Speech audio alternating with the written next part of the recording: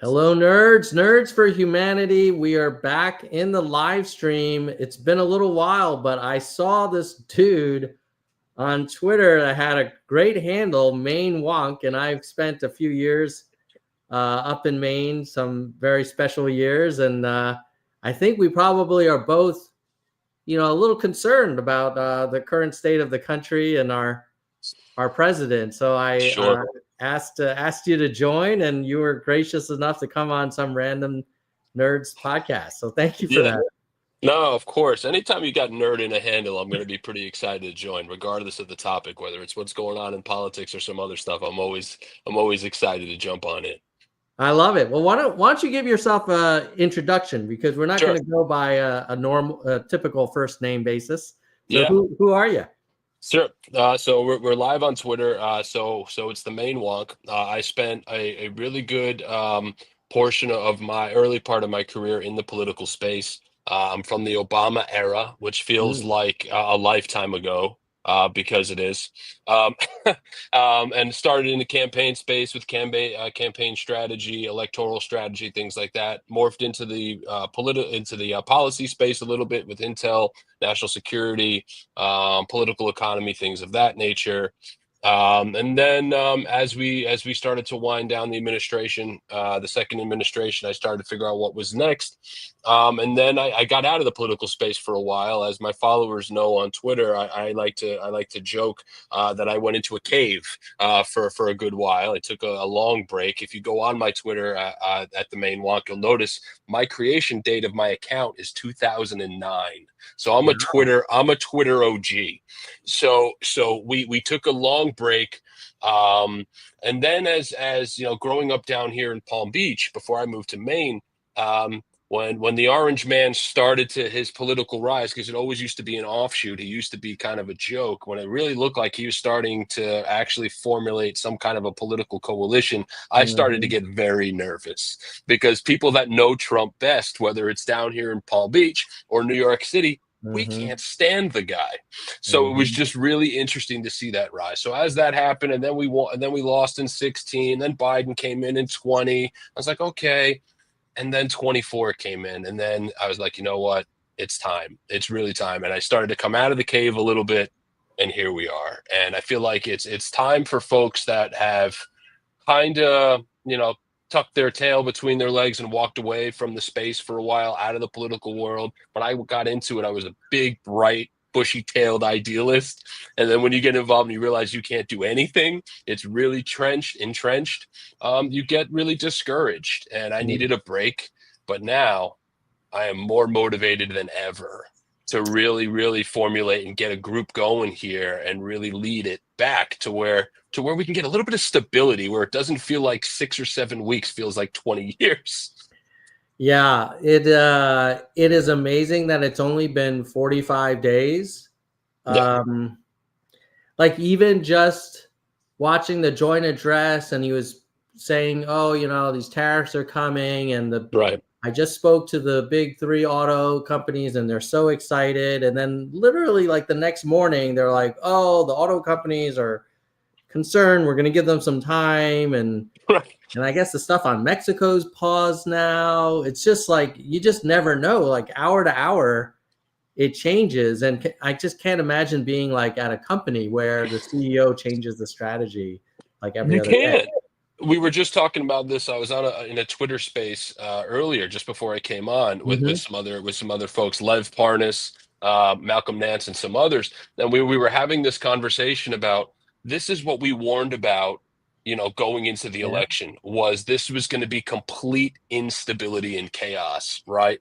And that's Trump's governing mantra, which is keep everybody, on their toes, don't show our Mm-hmm. hand. But here's the thing: when you continually do that, it actually shows your hand, because people understand that's what's going on. Here's a prime example, right? So with the tariffs, right? Talking to President Sheinbaum in Mexico, or Mm-hmm. Prime Minister Trudeau, not Governor Trudeau, in Canada, and Trump likes to use this same mantra, which is, I want all of this.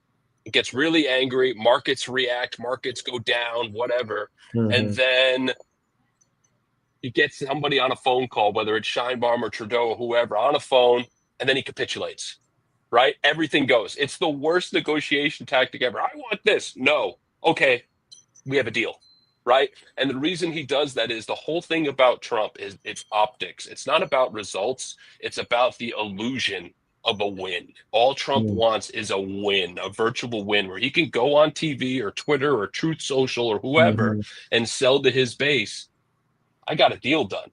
Because that's what he is at his core, is a salesman and a pitchman. So if all he can do is just tell you he got a deal done, nobody else got a deal done, I got the deal done, give me a Nobel Peace Prize, it doesn't matter what the quality of the deal is, as long as it's a deal. And he can call it that, that's it. Yeah. Yeah, I think that's a fair assessment. It hits very much, what win can I claim? Right. And it's not about like what's in the best interest of the country in the long term. No. Um, you mentioned that you're fired up to get back involved. That's Mhm. actually contrary to a lot of folks who've been opposed to Trump over the years, where I think a lot of folks are just kind of wandering in the wilderness, like not knowing, like feeling a little bit disempowered because it's like, well, Yeah. we don't have the House or the Senate or the Supreme Court Right. or the White House. Like, Or anything, right? yeah, like what are we gonna do? And there was a little bit of effort to kind of protest during the joint address. I don't think that was very effective. I don't think Um, so either. No, you no. know, I thought the rebuttal was pretty good though. Yeah, Um, I love Alyssa Slotkin. yeah, I think she was the perfect pick for the rebuttal. yeah. She was one of the few Democrats that won uh, in the Hmm. last election, so I think that's important. But to your point, there is a lot of reason to be discouraged, right? Or malcontent or melancholy, whichever Hmm. negative adjective you want to use. But I'm going to give you a little bit of blind optimism here, if I can, for a minute. So Yeah, just cool. indulge me. This is the first time since 1928 that the Republicans have controlled the White House, the Senate, the House of Representatives, the Supreme Court, the Hmm. majority of the governorships, and the majority of the state houses. Okay, since 1928. In 1928 to 1930, when President Hoover came in, they went through a policy platform of protectionism in trade, which is high tariffs, Smoot-Hawley. Everybody knows about Hmm. Smoot-Hawley, right? Sky high tariffs. Okay, they put in an isolationist foreign policy, which is, hey, we're going to withdraw from the world stage. We have to focus on our own kitchen and our own living room, America first, right? Hmm. Sound familiar? And then the Heard it third before. thing they did was they framed this all in a nativist type of wallpaper. They gift wrapped it in gift wrap, and that gift wrap was an American flag. It was nativism, pure, Mm. unadulterated nativism. Back then, it was, and President Bush actually mentioned this during the 2016 campaign, that it was, there were too many Jews or too many Italians or too many blacks or what have you. We got to get everybody out of here because we gotta focus on America, right? It was Hmm. all wrapped in that. So as they pursued those policies, the economy went down. The Great Depression worsened. It worsened. Fast forward to 1932. What happens in 32 after the Depression? Those policies don't work. FDR runs for president and gets the largest Democratic majorities in all facets of government for the next 20 years. Re-engages with Europe when there's a rising fascist, infamous fascist dictator rising in Europe. Sound familiar? Goes in, comes out, passes the most progressive democratic reforms this country has ever seen, creates the most vibrant and flourishing and enriched middle class in the history of the free world. And when you get into the late 40s and the early 50s, and this is what, like, my grandparents and my parents' friends that are 1980s Reagan Republicans, when you ask them what was the best time to be American, typically they'll tell you, oh, it was the 1950s. The 1950s were created by FDR and the Mm. New Deal that came after the war. So that's the optimism. We've seen this history before. What Democrats need to be doing now is preparing for what we do to get to the midterms and 4 years from now from the general election. And this is when I actually go with James Carville, who said, don't do anything. Don't do anything. The Republicans have the toughest burden of all, which is the burden of governing. They have to govern now, right? They can't blame anybody. They can try, and they will try. But this is it. This is it. They've got protectionism. The economy is going to react to that. They're going to have to answer to that. And Tom, you've seen this too. You're seeing the town halls in heavy Republican districts where their own constituents are like, excuse me, what's going on here? We just fired 80,000 veterans out of the Veterans Administration.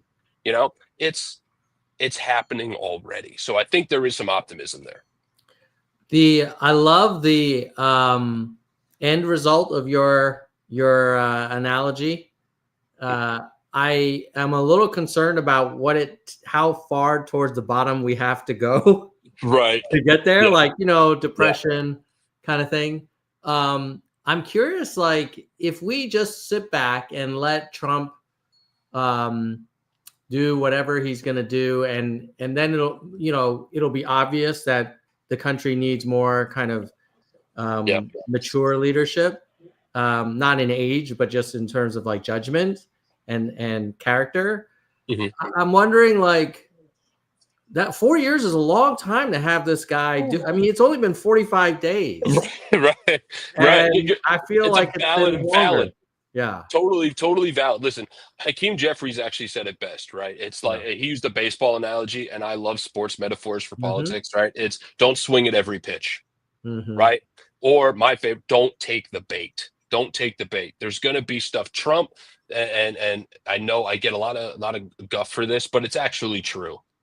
Trump learned a lot from his first administration, right? Everything that you're seeing in the second administration is planned from what he learned in the first, right? When he got into the presidential transition the first time, there was no plan. He didn't know where he was going to put people. There was no policy platform that they were going to go for. There was no legislative agenda.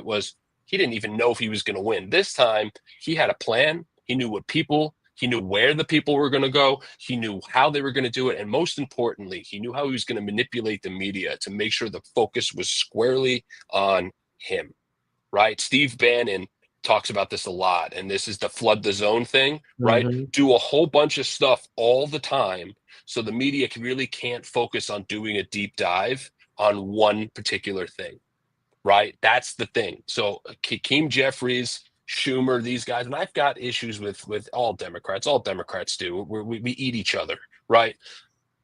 But not swinging at every pitch is the key here. I totally disagree with the showmanship inside the chamber the other night, because it really reinforces the narrative that Trump was selling to the Republicans and to MAGA, that the Democrats are crazy, the Democrats are super extreme, yada, yada, yada, yada, right? And Al Green and all these guys and people that are in super deep blue districts that can do these things and not get any repercussions, electoral repercussions, they're going to do that, right? It's a matter of what happens behind closed doors and what the other planning is, right? And so and you're seeing that. Yeah, I agree. I don't think the reaction, like certainly the interruption of the speech by Al Green, like that was not helpful. No. On the other hand, like I know the Democrats are getting a lot of grief for not giving the president standing ovations. Right. I mean, I watched that thing and I was like, why would they? Like, you're insulting them and calling Biden the worst president in American history. What do you expect? Your opposition party to like genuflect? Like, what's going on? Like, it's so ridiculous. And the hypocrisy just speaks for itself. I remember when President Obama was giving a State of the Union address, and Joe Wilson, who we were just talking about in South Carolina, stood up and shouted, "You lie," in the chamber. Wow. Or Marjorie Taylor Greene was screaming and yelling at Biden, or Lauren Boebert was doing God knows what and shooting and shouting and screaming. So this whole idea about decorum in the House is ridiculous. And listen, I wish we could all just get along and respect the office of the president. But unfortunately, when we spend all this time on hyperpartisanship and ad hominem attacks, and this person's a traitor, this person's a communist, this person wants to destroy all this kind of stuff, it really doesn't help at all. And it just breeds that sentiment that's going to divide the country. And that's what you're seeing. Yeah, I also felt like the and Trump wasn't the first person to do this. I think they all do it at the State of the Unions. They have like represent like people from Middle America. They stand up, Yeah. everybody applauds them. Like the thing with the kid, the first of all, I'm so glad that that boy is healthy and is beating all of the odds. At the same time, like cutting healthcare, Right. cutting benefits, and introducing new tax cuts for the wealthy, and then literally holding this kid up in front of everybody. Like, I don't know. I felt like maybe Trump really does care about children's health, but I don't see it in the policy. I know he did it in the speech, and he gave them an honorary badge, but that's not going to help the kids that need health care or preventative or proactive care. No, it goes back to what we were just talking about. It's all about the optics, right? It's a great optic. Everybody, it's a heartwarming story, and it truly, really is. But once you get beneath the surface of what that moment really was, great. He's going to be an honorary, Secret Service agent. I think that's fantastic. I'm all about the Make-A-Wish stuff. I think it's great. I even donate my time to that type of stuff, right? But when you get beneath the surface, the research to find cures and treatments for these diseases are being slashed, even to go as far as Medicaid. They cut Medicaid in the Republican budget in the House that the president endorsed, $880 billion, which, by the way, essentially gets rid of the program, right? Which, of course, if you do the deep dive on the policy, the majority of the folks that are on Medicaid are in red states. So he's really hurting his own people. So beneath the surface, there's always this illusion stuff that's manipulative. Beneath it is the real story. And that's what we're trying to tell on Twitter, and really trying to get the real facts out there. But unfortunately, there are folks that are never going to see that, or they're not going to trust it, or whatever. It's quixotic, but it's necessary. All right, Maynard, I've got two other topics I want to hit for our discussion today. This has been really fun already. The first one is, I'm curious, there's a book coming out about the media's coverage of Biden. Yeah. And I'm curious, like, how much of the blame do you put at the feet of Joe Biden for us having to deal with another 4 years of Trump? Yeah, I think there's a lot of blame to go everywhere, right? And I honestly think, and I've been way out in front on this, we wouldn't be in this situation if President Biden and I, full disclosure, I love Joe Biden. I was actually with a group with the Draft Biden movement in 2016. I wanted him to run in 2016 because I thought he would be in a really great position to really, really unite the country. Okay. If President Biden on election night, after winning the election on 2020, came out and said, I'm going to be a bridge president. I'm going to serve one term. We need to unite the country. We need to stabilize the country. We need to stabilize our economy. We need to work together, be together. And then I'm going to pass it off. We would not be in this situation at all. We would have had a verbose primary, right? Wide. It would have been a lot of folks. That's really what the focus would have been on. And it really would have helped the country heal, right? Rather than have this constant red versus blue stuff. So I think there's a little bit of that. In his defense, I think, and this is just me because I wasn't an insider there, but I believe one of the things was that he didn't believe there was anybody else that could win in a general election. Whether that's true or not true, I don't know. But that was the deciding factor. But I do believe if he announced after winning in 2020 that he was going to serve one term, this wouldn't have been an issue at all. Yeah, I hear you. I could kind of see if he really thought he was the only one that could beat Trump, why he would say, okay, I'm going to go for it again. I guess the only thing is, well, let's say Jill. Right. Jill should have noticed, like, hey, man, he's doesn't have his fastball anymore. Right. And this could taint his legacy. Right. And actually, his poor performance may result in another 4 years of Trump, the last thing that I think Joe Biden would have wanted. Right. Like, do you think she saw this? And like, why weren't the people around him like, I get the staffers, like they like the power and everything, and Yeah. but like his friends and family, like I wouldn't want my family member to have their legacy tainted like that if I knew that they were having trouble, staying focused and Yeah. communicating clearly.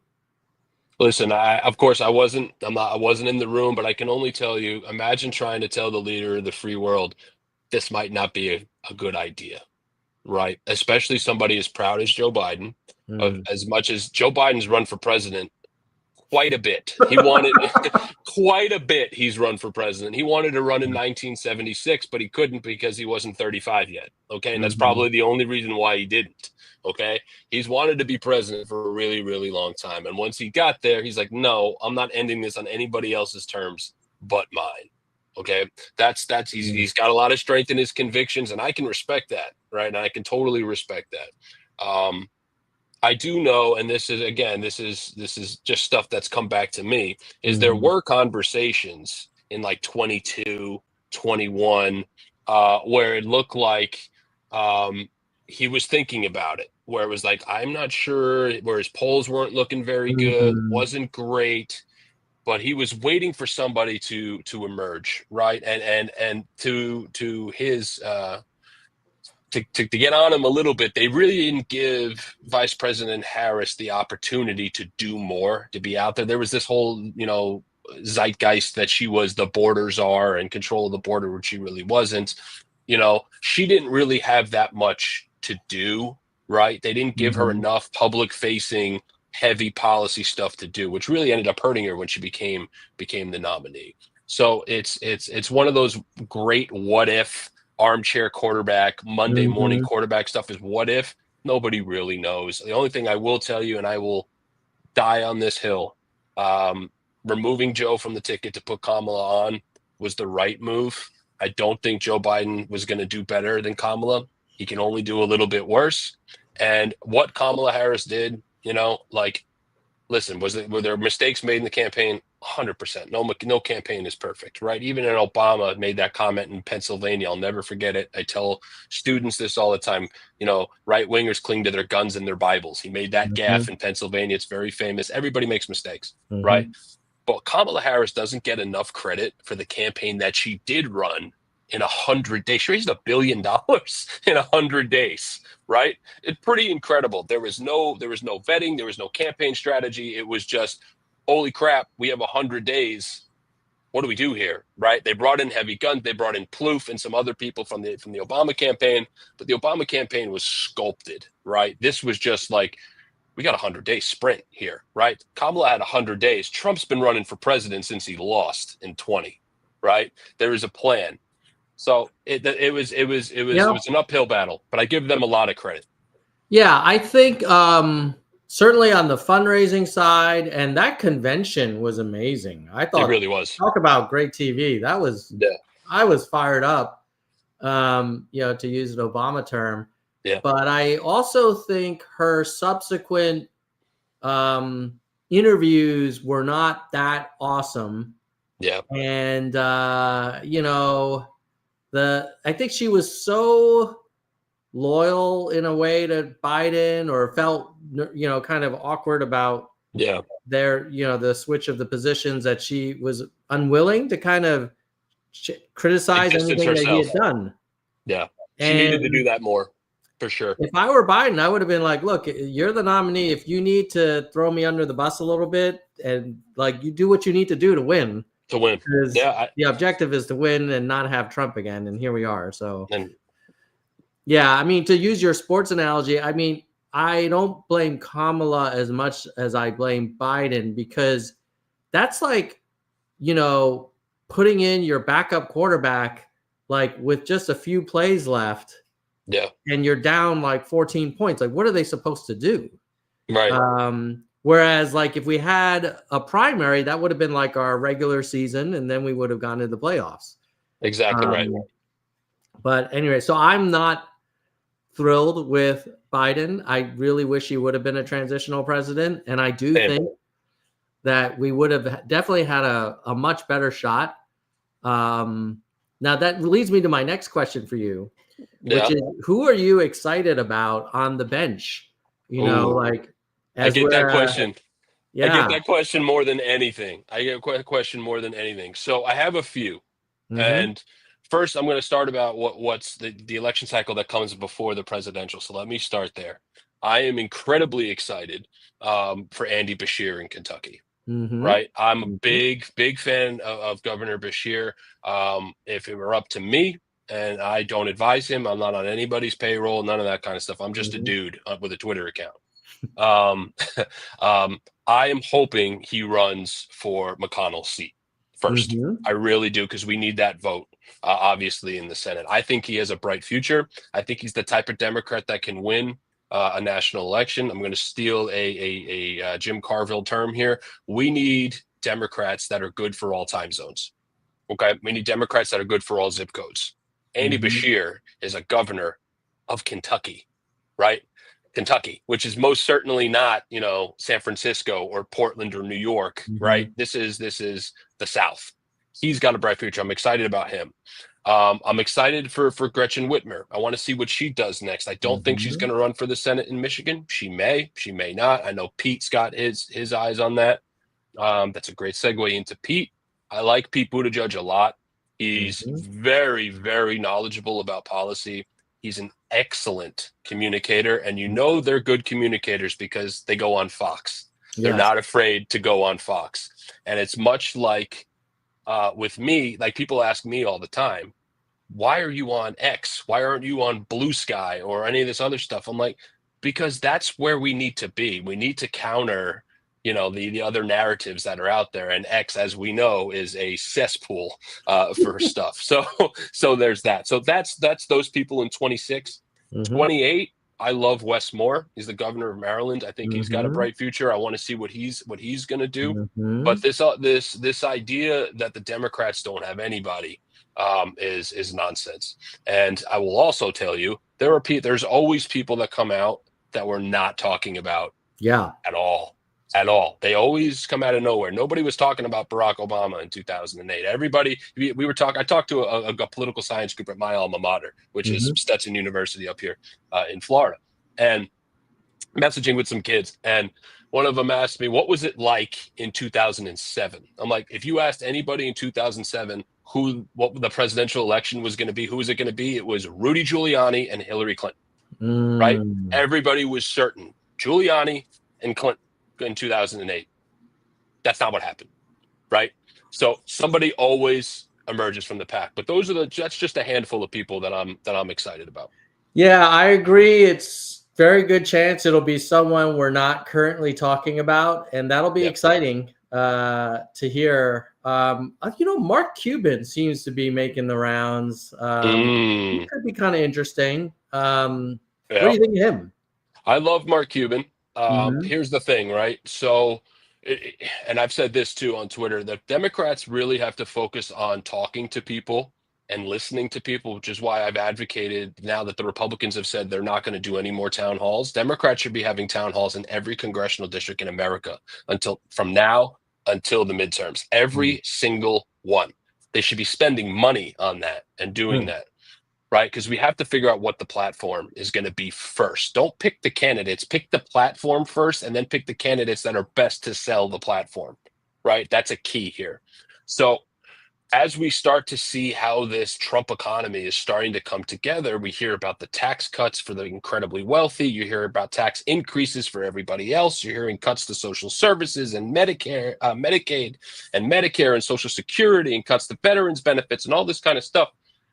The Republicans and Trump are handing it to us on a silver Mm-hmm. platter. The platform's there, right? We were going to earlier. That democratic reform of populism and economics, making that the platform, not this identity politics stuff, not this DEI stuff, and who's using what bathroom and whatever else, that it's a 1% issue that's affecting 1% of the population. We have to find a platform that's good for all time zones. And now you're starting to see it. It's coming to us, and it's going to be class-based. Now, going back to Cuban, I'm not sure that a billionaire A liberal or a moderate is going to be the best messenger for that platform. And I love Mark Cuban. I watch his shows. We've interacted on Twitter a little bit. I think he's great. He could probably raise a lot of money. I think he's going to be great surrogate.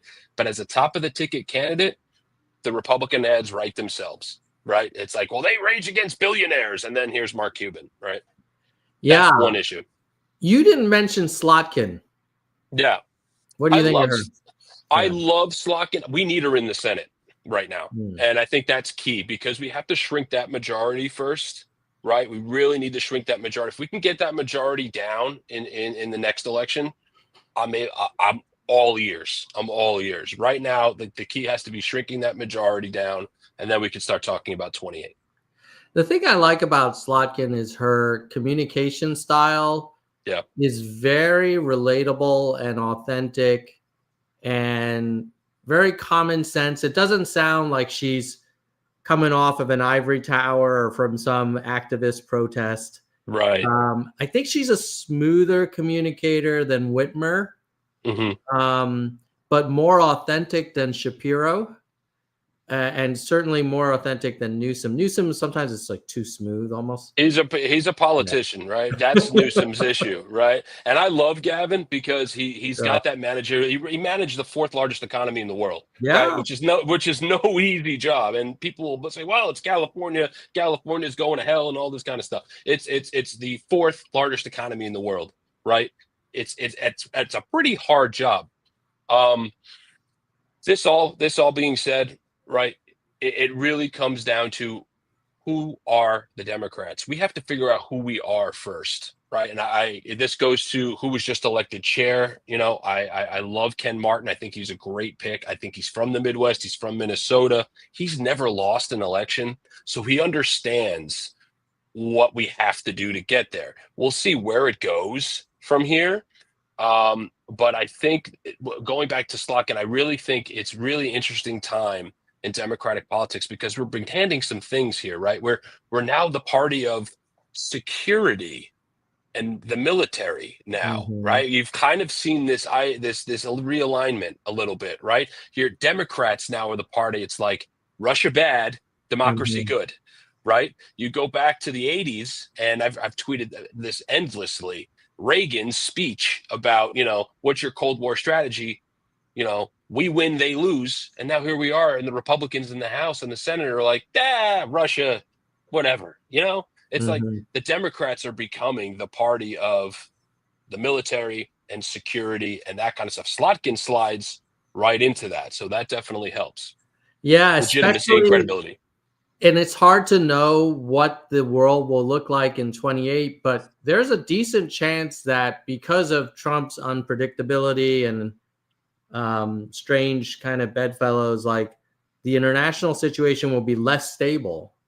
And then having a Slotkin with some foreign policy chops would be a compelling kind of differentiator, right? She could be like, look, it's time for the adults to return to the room. Right. And we've got to act like leaders again in the world, and not the way we have been. So okay, one other topic I was curious to get your input on. Do you a bunch of my sort of fellow political nerd friends have said to me, no matter what, if we want to win in 28, we have to nominate a white man. And then I'm like, that's fine because I like Pete Buttigieg. And then they're like, no, not that kind of white man. I wonder why they say that. Yeah, exactly. Yeah. And they're progressive folks, but they're like pragmatic, and they're like, we need to win. Like we've been trying to break ceilings. That's not the time. We need to get back into the driver's seat kind of thing. Right. I'm curious, like, do you think America is more ready for a woman president or a gay male president? That's such a great question. And I really can't answer that. And I'll tell you why. So we've had a couple of opportunities now to elect a woman, a white woman and a woman of color. And in both elections, women didn't vote for women, which I found interesting, right? So a majority of women in both of those situations voted the other way, especially white women, right? So I don't know. I mean, I think I wish this wasn't the case. I wish we didn't have to ask this question, right? And Mhm. the comp here is Mexico just elected a Jewish woman. Claudia Yeah. Sheinbaum is the president of Mexico. And I come from a Jewish tradition. My father's Jewish, so half my Mhm. family's Jewish, and we joke about it all the time. It's like a running joke. It's like a start of a joke. Mexico elects a Jewish woman president, and that's the end. And you're just like, how does that happen in America? Can't elect a woman. So I really Mhm. don't know. There's a lot of talk about, well, we need to nominate a white man. I'm going to give you a little political truth here, a little wonky thing here, Mhm. if I can. Yeah. Democratic Party has never won white men ever. In the new Mhm. realignment since after the 30s and 40s and 50s, we've never won white men in a presidential election. Just haven't. Go ahead and check it, fact check it. It's never happened.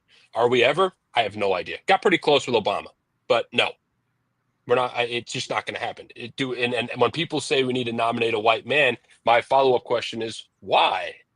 Why? Is it because we think it's going to attract white men back into the party? No. What white men want to hear as a white man, what we want to hear is the policies that we stand for, right? Things that affect my pocketbook, my civil rights, things like that. That's what we want to hear about. And we don't really care who's telling us that, right? Just make sure that we're seen and heard. And that just goes into not just politics, but business and relationships. All any human wants in this world is to be seen and heard. And I'm saying, after reading and going through all the exit polls and all the data from the 2024 election, there are a lot of Americans that don't feel seen and don't feel heard. So I think that's why Democrats need to get back out there, hold these town halls so people can feel seen and heard, and we can really figure out who exactly it is we are and who exactly our audience is and needs to be.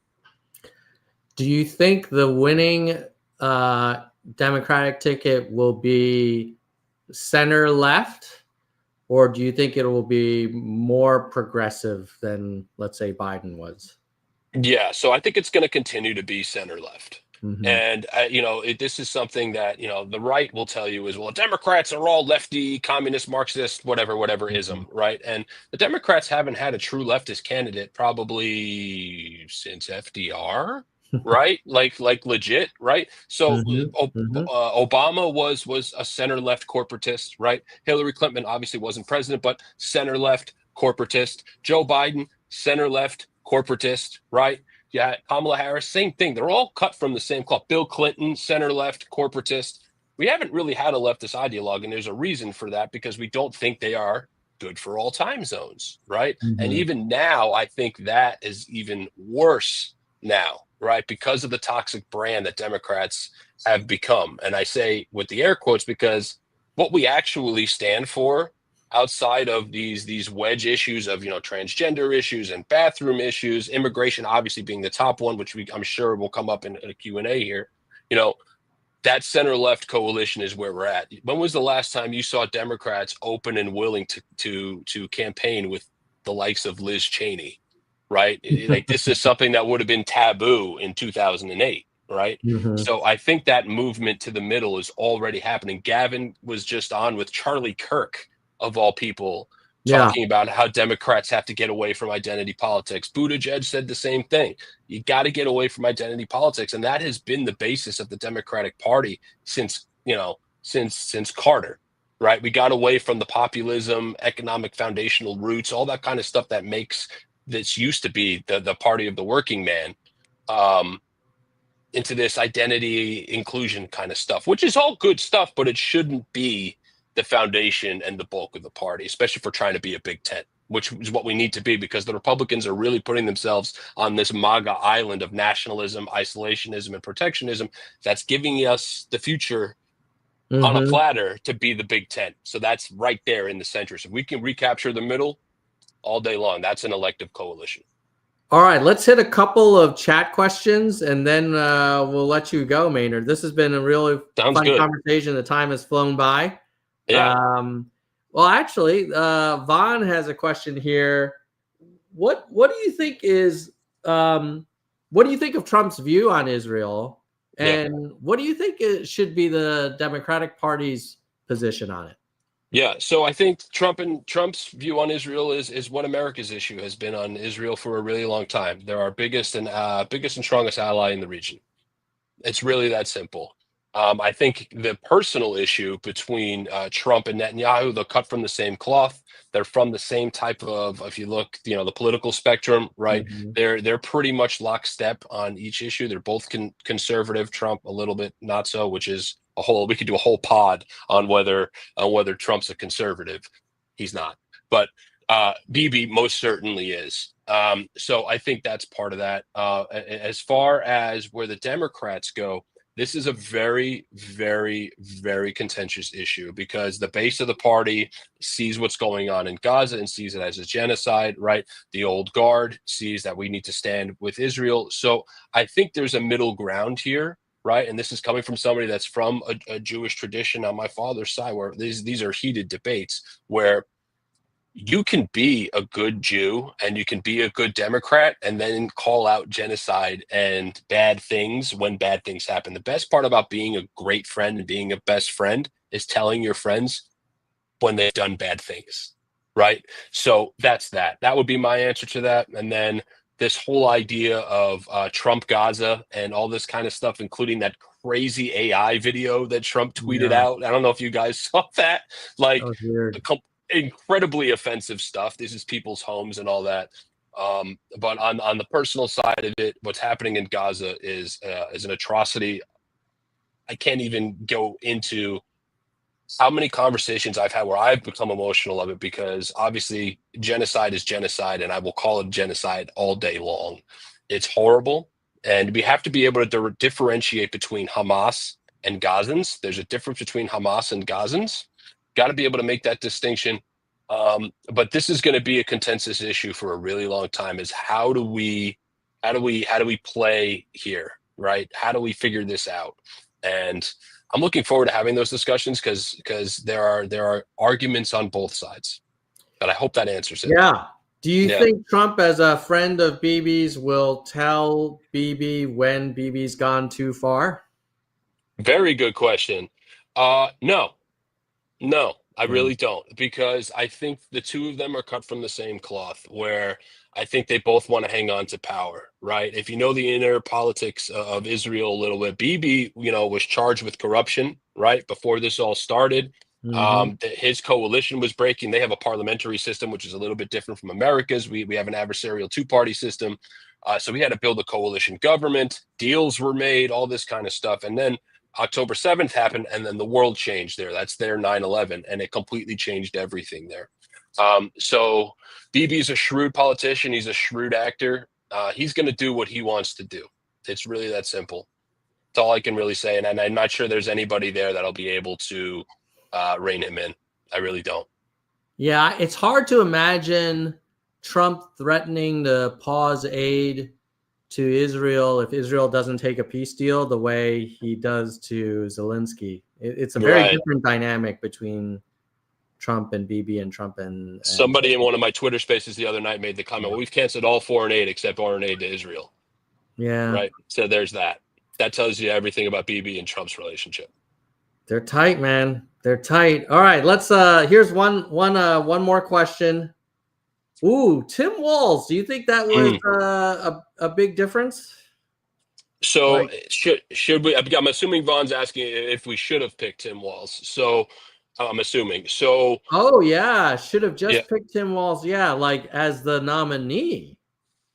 that's interesting. Or I thought when I read it as like, should we have was Harris picking Walls a bad move? Yeah. Maybe we'll answer both questions. Yeah. So I don't have any inside information on this, but this is just my read on the situation. I'm willing to bet there was a conversation with Governor Shapiro. And Mhm. that conversation went one of two ways. One, the VP slot was offered and Shapiro said no, or the VP was offered and he gave conditions, which Mm. was he wanted, a seat at the table. He wanted to do this and wanted to do that and this kind of stuff. And that may have rubbed Vice President Harris the wrong way, because if you're coming into that situation as a sitting vice president for an unpopular president, Mhm. replacing him on the ticket, the last thing you want is a VP that's going to overshadow the presidency. right? Mm-hmm. So if you're in that seat, you're possibly going to think, oh man, this guy's going to be in there. Do I have to worry about him looking out for himself and going into business for himself? So I'm willing to bet that conversation went one of two ways. I don't know either one, don't have inside information, but just my read as a political guy, that's probably one of the two paths that happened in that situation. I think Walz was an okay choice. I don't think anybody votes for the bottom of the ticket. It didn't hurt the ticket. It didn't help the ticket. Yeah, and even if we had picked Shapiro and won Pennsylvania, it wouldn't have been sufficient, right? I don't Correct. think. Yeah. So, I would have to imagine that the interview with Walz and the interview with Shapiro probably were complete opposites. I could see Walz being like, "Hey, I'm just happy to be here. Exactly. Tell me what play to run, and I'll do it." Right. Whereas Shapiro probably had a rider with like, well, what's going to be my role on foreign policy and how much time am I going to get, representing the administration? And I'm sure that probably rubbed Harris the wrong way. Like, 100%. You're the backup quarterback. What are you asking all these questions for? Right. Exactly. And I also think there's this also argument on the right that he didn't get picked because he was Jewish, because of the contention in the Democratic Party about what's going on in Israel and Palestine, all that kind of stuff. Not a factor at all. 100%, no way, not a factor. Kamala Harris is married to a Jewish man. So definitely not a factor. Those were the two lanes. Either it was offered and he said no, or it was offered and he gave a rider of what he wanted to do. And that just said, yeah, we can't have this. We can't have this. Shapiro wants to be president. Yeah. Yeah, you could. I mean, even when he was campaigning for her, it felt like he was giving his own stump speech. To be honest, with you. I mean, the guy's ready to go. He wants the ball, man. I mean, clearly. And his speech at the convention says the same thing.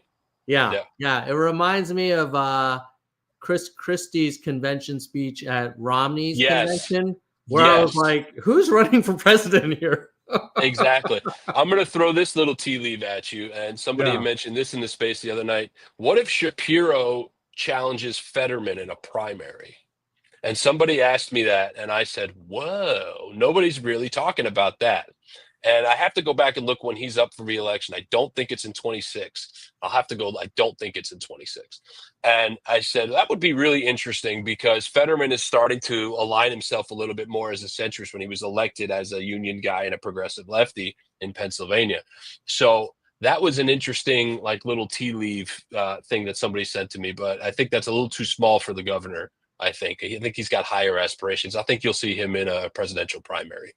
For sure. Yeah, and if he lost to Fetterman, that would be a bad look for his future. And he'd be done. That much said, much like DeSantis down here in Florida. Yeah, he's done. He's done. Yeah, same deal. Wow. Yeah, and remember, he was like leader of the pack in the early polls. Made a huge mistake and challenged Trump. I don't know who told him, listen, man, you should run. You can beat Trump. And it's just, and he believed it. He believed it. And now he's screwed.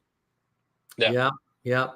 Wow, that's amazing. Yeah, had he not run and waited, but then, some people say, like, when your moment's there, you got to go grab it. And at that time, it did seem like Trump was in big trouble with all of his, the withholding of the documents and all the court cases. And he is an old dude, but I mean, I got to give him credit. He definitely has more energy than a typical 80-year-old man. Yes. And so, even the joint address, even though there was full of so many lies and misstatements, I was impressed by the TV production value, and his delivery was pretty good. I mean, he's good at entertaining, for sure. Yeah. He knows exactly he knows his audience, and he knows how to speak to them. Right. It's you could be all wonky and academical and professorial. Right. That's one way to be an orator. Trump's going to dumb it down. He's going to speak in short sentences. He's going to use $4 or $5 words instead of $1 million words. He's going to say things that people are going to remember. He knows how to speak in 10, 15, and 30-second sound bites. And that's really good, especially for an electorate that, is TikTok based, where you only get 10, 15, 30 seconds and a minute to really get your point across. It works. He's a bumper sticker orator for sure. And it works for him. I can't I have to acknowledge that. Last Yeah. question before we wrap up the interview. Predictions. So will the tide turn in 26, or do we need to wait till 28? Yes. The tide's going to turn. In Okay. 26. Yeah. Democrats will have the House. Democrats will have the House in 26. Let me explain to you why. Right. Okay. So I'll explain to you why. So let me explain what the Republicans are doing first here. The Trump administration is essentially manifesting and creating a recession on purpose, right? And it's not nefarious. It's not a conspiracy. It's a legitimate economic principle. We've done this before. Reagan and Paul Volcker did this before, right? Where you take an overheated economy and you break it. And you reset everything, bring inflation down. That's what they're trying to do. They're going about it the wrong way because the president's got this delusional idea of what a tariff is and who pays it and wants to do tax cuts on top of it. It's not really how you do it. So I mentioned earlier about the burden of governing, right? The burden of governing. Republicans control every aspect of government, from Supreme Court, House, Senate, presidency, governorships, the majority of the state houses. There's a really big burden of accountability there. This economy is going to go through a lot of pain in the next 2, 4, and even into 6 and 8 years from now. And we all know who was in charge when it happened. The Fed, the Atlanta Fed, just adjusted down their growth forecast from a positive almost 4% growth model to a negative contraction. Okay, so people are going to feel this with rampant inflation. You're already seeing job cuts. The Republicans are going to have to run on that. Okay, they're going to try to say it wasn't us, it was Biden, it was this, it was that. They can't blame it on COVID anymore like they tried. There is no greater thing here. These are the policies that the president of the United States, a Republican, the Republican House helped him push through, and a Republican Senate pushed through.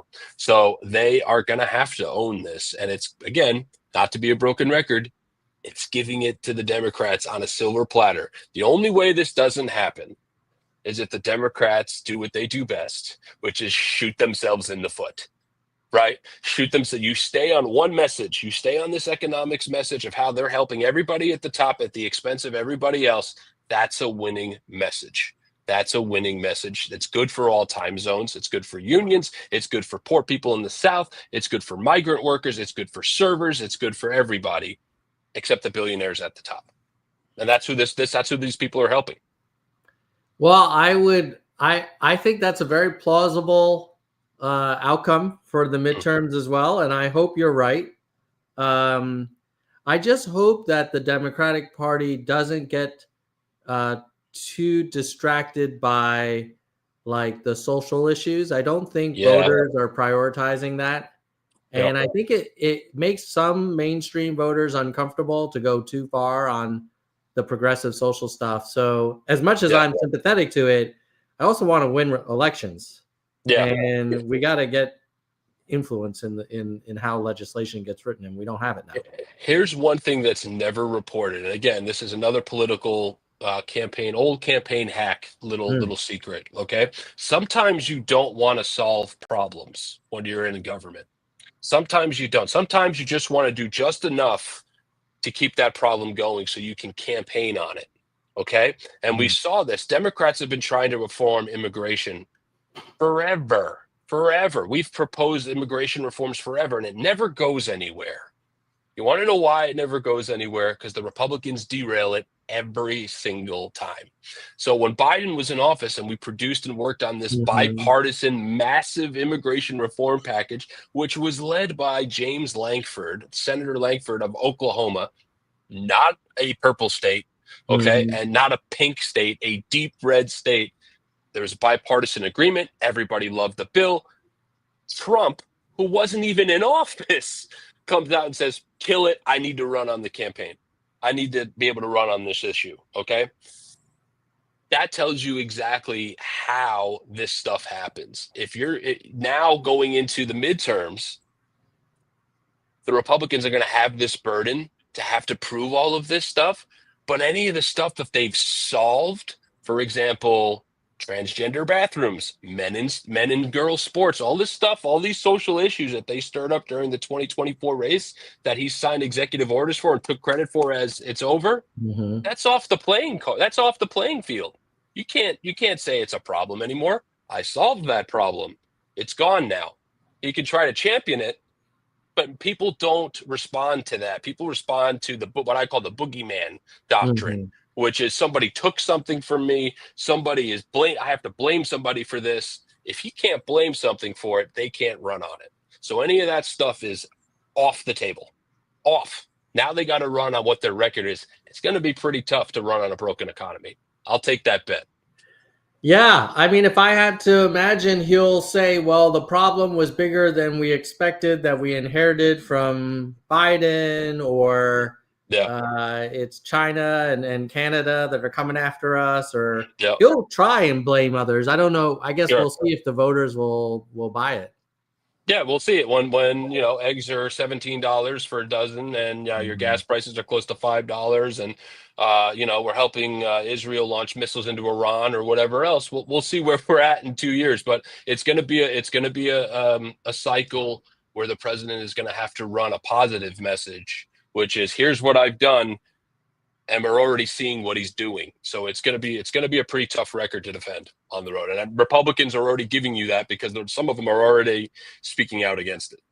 So, Maynard, it has been a great conversation. I know we said we'd keep it to 30 minutes, and we're almost an hour. So I appreciate you coming on and spending so much time with me. And looks like there's good action in the live viewership too. So people must be enjoying hearing from you. So I hope to have you back in the future.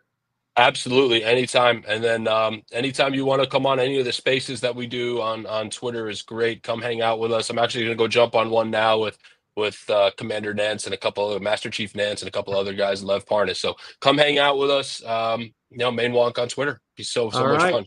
Yeah, look forward to it. See you soon. Yeah, take care. Bye. Take care. Bye, guys. See ya. All right. Fascinating. That was the first time I ever talked to Maine Wonk. Follow him on Twitter. Here's what I'm going to do. I'm going to share with you some reflections on the conversation and some additional thoughts from me about the state of politics. Before I do that, I do want to give a shout out to the channel members who keep this show running. So let me quickly go over to my member list, and we got to get our music going too. Let's see, media assets. Hopefully my going away music. Okay, hopefully you can hear that. All right, let's go, and we'll start with the cabinet. Soldier One and Parth, thank you for your support. These are our biggest supporters, Soldier One and Parth. The next level down are the Nerd Congress, Kristen Slevin, Bike, and Zig PC. And then we have our city council members, Gene, David, DK, Jekalego, Mr. History, Mona, Dean, Galessa, Jay Perrin, Dana, Jason, Daniel, Mickey, Unkiyu, Jackson, Jeremy, and Brittany.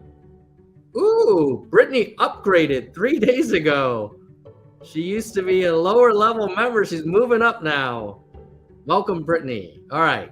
Then we've got, actually, hold on. Did someone else upgrade? Because this city council, oh yeah, Jeremy Salmons upgraded 8 months ago. So awesome.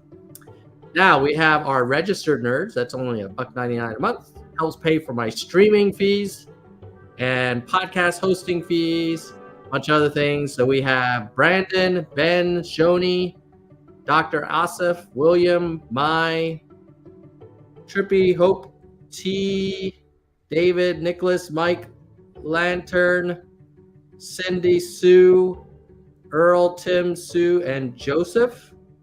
All right. Now, let me share with you guys some closing thoughts. 3 thoughts. Number 1 is ignore all of the noise from Trump, as hard as it can be. And let's just judge this guy on measurable results. Make believe like we're at one of Elon's companies. So I would say in 2028, is the deficit smaller Is the national debt smaller? Are people's 401ks much larger? Are wages up? Is inflation down? These are the things that he campaigned on. Is the border secure? Is the world a safer place? And if the answer is yes to those things, even if it's yes to most of those things, then even I would have to admit, okay, you know what? Trump actually kind of followed through on most of what he said. But if it's just, kind of fake tweets where it's like, oh, we found $8 billion worth of waste and it turns out to be 8 million, or we're going to balance the budget, but we're not going to talk about entitlements or defense spending, or we are at risk of becoming insolvent, but then giving $4.5 trillion in tax cut extensions to the rich. Like that's not winning. That's basically giving the next president a giant stinking, problem to solve, a bit of a difficult sandwich to eat. So that's number one. Let's remember what Trump promised: elimination of deficits, elimination of the debt, way higher GDP, better healthcare at lower costs, secured border, peace throughout the world. This is what the man promised, and that's what people voted for. Let's hold him accountable.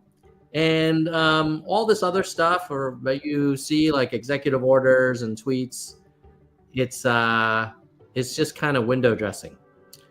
So that's point one. Point two is, in terms of the future of the Democratic Party, I would love to see a center-left Democrat who focuses on actually government efficiency, regulatory reform, growing the economy smartly, reforming the cost of higher education, reining in the cost of healthcare, and doing it in a way that's very competent, fact-based, and non-emotional.